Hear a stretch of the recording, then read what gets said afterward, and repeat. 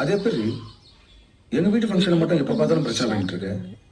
போன வாட்டி உங்க சித்தி வீட்டுல இருந்தல, அப்ப தோணல உனக்கு? நான் என்ன சொல்றேன், நீங்க என்ன சொல்றீங்க? எனக்கு பிடிக்கலனா பிடிக்கல. பிடிக்கலனா? அக்கா என்னக்கா, ஏன் மாமா என்ன பிரச்சனை? போன பொண்ணா உட்கார மாட்டாப்பா, எல்லாத்துக்கும் பிரச்சனை பண்ணிட்டு இருக்கா. அக்கா நல்ல விஷயத்துக்கு தானே சொல்றாங்க. பாக்கா எல்லாரும் வெயிட் பண்றாங்களா, வா. டேய் நீயும் லூசு மாதிரி பேசாத.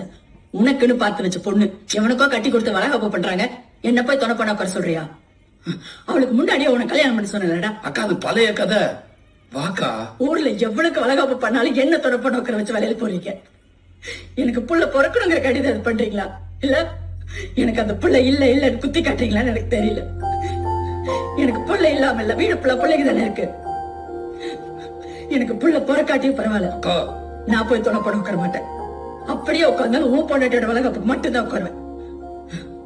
இப்போ நீ வரப்போறியா இல்லையா? உனக்கு தான் பிள்ளை இல்ல, நீ போய் வேலையில் போட்டுக்கோ. நல்லா திருத்தவே முடியாது. அக்கா விடுக்கா. இவனுக்கு 7 குத்து கிளைவெல்லாம் வயிற்றுல ஒண்ணு கையில் ஒண்ணு தூக்கிட்டு அலையறாளுங்க. எங்க நாமத்த மகராசன் அத்துடுறா மூதேவிய இன்னொரு கல்யாணம் பண்ணிக்கலாம் பொண்ணா கேட்கறியாடா? இந்த அம்மா ஊர் பொம்பளை தானே, ஒரு பொம்பளை பத்தி ஒரு பொம்பளை இப்படி பேசலாமா? அவ தம்பி காசை தண்ணி மாதிரி இறக்கிறதெல்லாம் எதுக்கு? அவ தப்பெல்லாம் மறைக்கிறது தாண்டா.